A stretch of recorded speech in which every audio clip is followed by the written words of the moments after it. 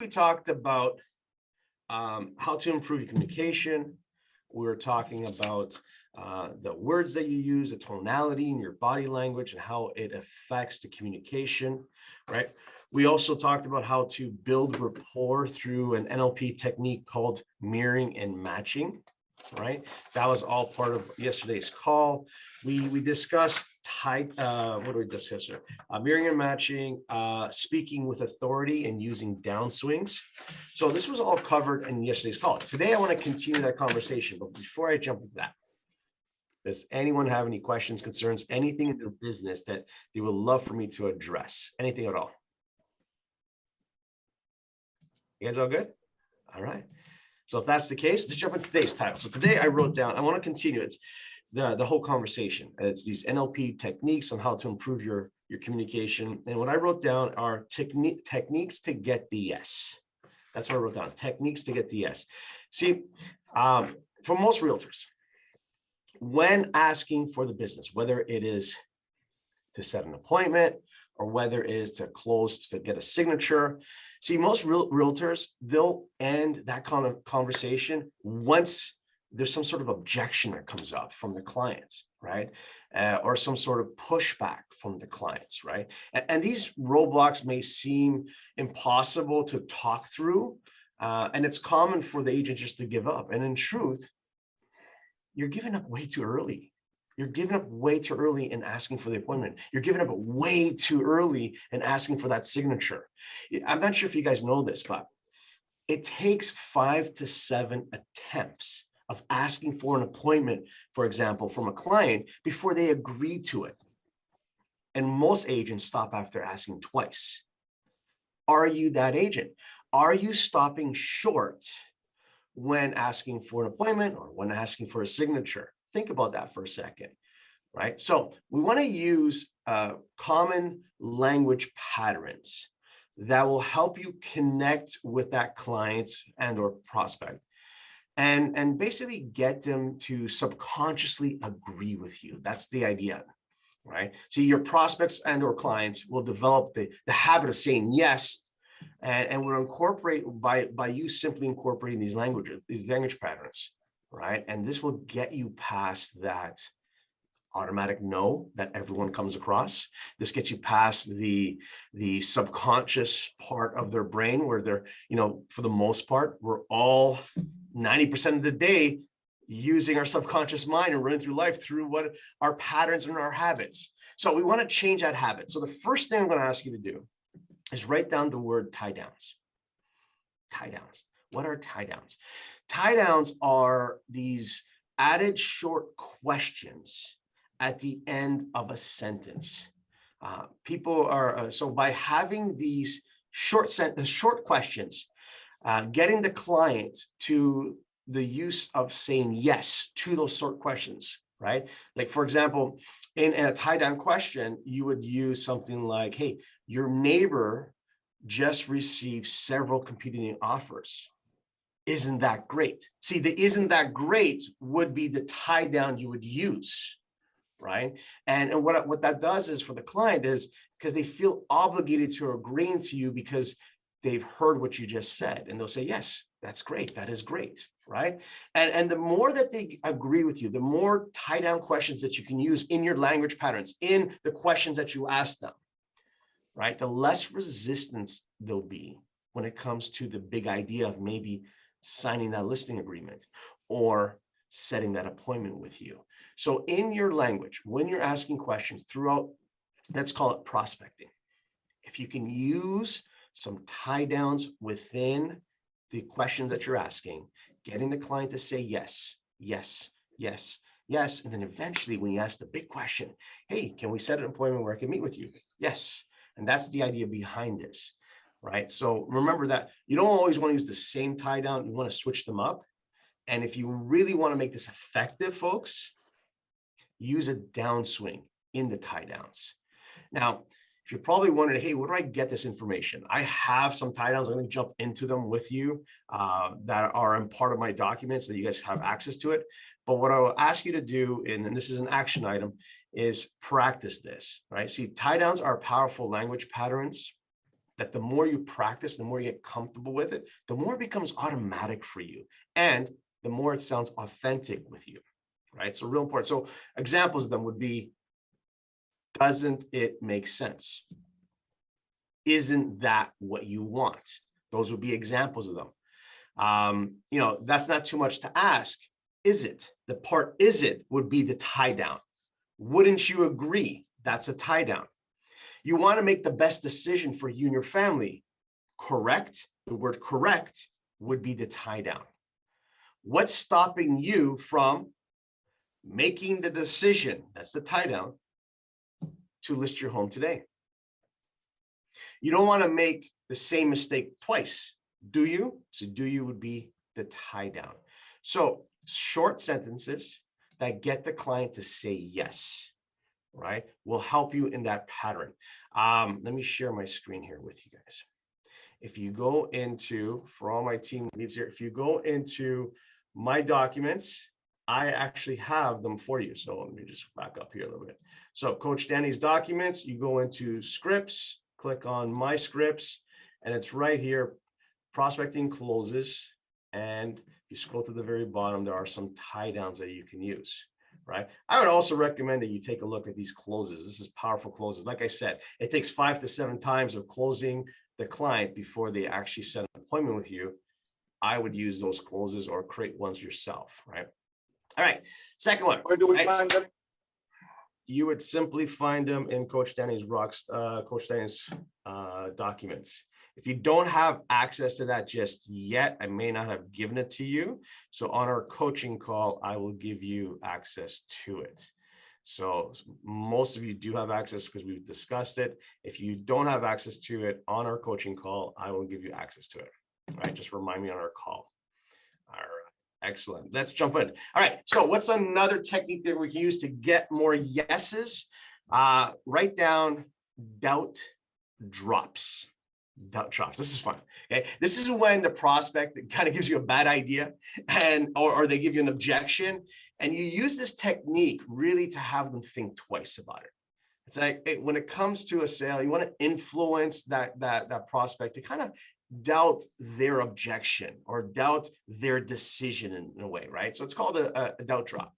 And in using this, you're basically changing your tone to build the doubt. You're going to use what's known as an upswing in your voice on those questions. You're going to lift your voice up and end the phrase in an upswing on that last word, right? The technique makes you sound like you're questioning their choice, without having them to come out and say that, right? So this would be the absolutely opposite of a downswing, where you're creating certainty, you're creating that authority, right? So for example, right, if you're meeting with the client, let's say it's a for sale by owner, and the for sale by owner is, obviously has the home for sale privately, and you, in your conversation, say, so let me ask you this, Mr. and Mrs. for sale by owner, who do you want to sell your home to? A friend, a neighbor, a relative? See, that creates doubt. It's putting an upswing on that question. Who do you want to sell your home to? The two is an upswing versus a downswing, creating that discomfort in the mind of the prospect, right? That's the idea behind this, right? And each question basically tells the client, hey, listen, is this the right option for you, right? Has there ever been another time we can do this? Well, what about an expired listing, right? You're talking to someone who's expired, and you're like, hey, Mr. and Mrs. Seller, why do you feel your home did not sell, right? And they'll say something like, hey, it's the price, it's the agent and the marketing plan, or it's the price. They may say something like price. You say, really, right? Using the word really on a high pitch with an upswing creates some doubt. And that's what we want to do. So where can you create doubt to, again, question their motives? That's the idea behind this, right? All right, next one. This is a good one. This one is, has there ever been a time when? I love this one. This is a really cool part. So the phrase is, has there ever been a time when ... So write that down. Has there ever been a time when ... See, this is a powerful NLP tool that lets you link their objection to a past negative experience, right? Think about that for a second. See, this builds doubt in their mind about their decision. Once they have some doubt on the decision that they've made, we can then offer your expert advice that is less resistant.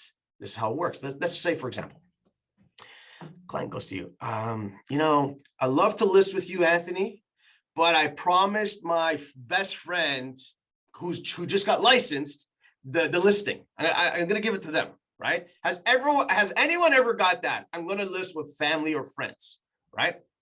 Now, what you want to do is obviously repeat what they just said, give them approval. Hey, I appreciate your loyalty, and it's a quality I respect in people.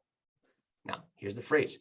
Has there ever been a time when you worked with family, you worked with maybe friends, it got a little uncomfortable, and you sort of regretted it a little bit later? Well, this time is just like that time. See how I linked the two together? Can I explain? See, this can put stress on your relationship, and you wouldn't want that, would you? With that in mind, I'm sure that you can see the importance of having me over, and I can give you a second opinion. Wouldn't hurt anything, would it? No, I just threw in that tie down at the very end. Would it? So that's how you would use it. Has there ever been a time when, right? What other examples can we use? I'm just thinking about has there ever been a time when commission. This is my favorite for commission. When they say to you, I'm going to go with a discount broker because they're offering X amount. I'm only going to pay 1% commission. I'm like, great. So you didn't go with a discount broker. Has there ever been a time when you went with the service that was slightly less expensive, or was less expensive, or bought a product that was less expensive and ended up being very inferior in service and quality? Has that ever happened to you when you bought on Amazon? Yes, it has. Right? That shit has happened to you, right? Well, that time is exactly like this time, right? You're going to get the same inferior service or quality. And do you really want to risk that in the sale of the most expensive asset that you own? Right? So has that ever happened to you? So I love that. Has there ever been a time when? So I would use that in your objection handlers. Now, talking about objection handlers, I love objections. I love them. You should too. You know what an objection is? It's people are interested in you. They actually are interested in working with you. And all this is with an objection is simply a question in their mind. That's all that is. So when they give you an objection, you got to say, thank you. I'm taking this one, baby. Let's go. So write this down. There is a pattern to handle all objections. There is. I want you to write down these words. It's repeat, comma, approve, comma, and ask for permission. And ask for permission. See, that's going to be the pattern that you're going to use to handle any objection, right? So what we're trying to do here is avoid this. What an objection may be at sometimes is a debate. They're questioning something and you're like, no, this is what it is, right? And it's like, I don't want that, because that's not you aligning with the customer, right? What you want to have is align them next shoulder to shoulder. Let's do this together. You ready? Yeah, we're ready. Let's go, right? That's what you want. So when you repeat what they say, you're telling the client that you've heard, you're actually listening to them, and you know what it is that they're asking. When you give them the approval, that's the second word. When you approve them, I'm not talking about, hey, that's great. No, I'm talking about like over the top approval, right? Show the love, right? So if they say, hey, Danny, I'd love to work with you, but can you reduce your commission? Comment, right? And I'm going to repeat, hey, can I reduce? Thank you for sure. Can I reduce the commission? That's what you're asking. Hey, I appreciate you asking me that. I really do. I understand how hard you've worked and the equity that you've built in this home. And I know that you want to get the most for this home. And I completely respect you asking that. Am I giving you approval?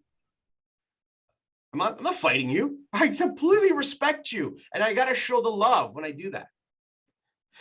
Before I go into do my clever handler, the next step, number 3, is I need to ask permission. I need to ask permission to beat you down, because I'm not cutting my commission. right? So how do I do that? I'm going to say, well, listen, I'm going to use a statement or a question. The ask for permission part really comes down to either, may I share something with you? That would be what I would say. Or can I ask you a question? And I want them to say yes. I need the yes from them. Remember, we talked about the yes, right? So I may say something like, hey, can I ask you a question? They say yes.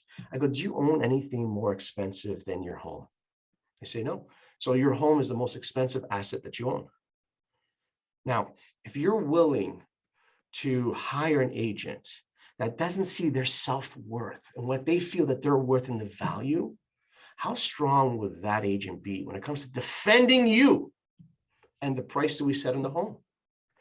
That way, cutting my commission is not an option, just like cutting your profits are not an option. Does that make sense?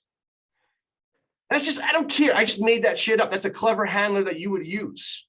But the setup's what I want you to understand. It's to repeat, approve, and ask for permission. And it does not matter what they say. And in fact, in some cases, they may say some obscure objection that you're like, I have no idea what I'm going to say now. And all you did was repeat, gave them massive approval, and then ask for permission and just completely ask them a whole different question. And they completely forget about that objection. Like that in itself, just that element could get you by that objection, right? So very important tool, very important idea of how to work this. All right. Does anyone have any questions, concerns, hallucinations? I think I drank too much coffee this morning. I really do. I think I had way too much coffee this morning.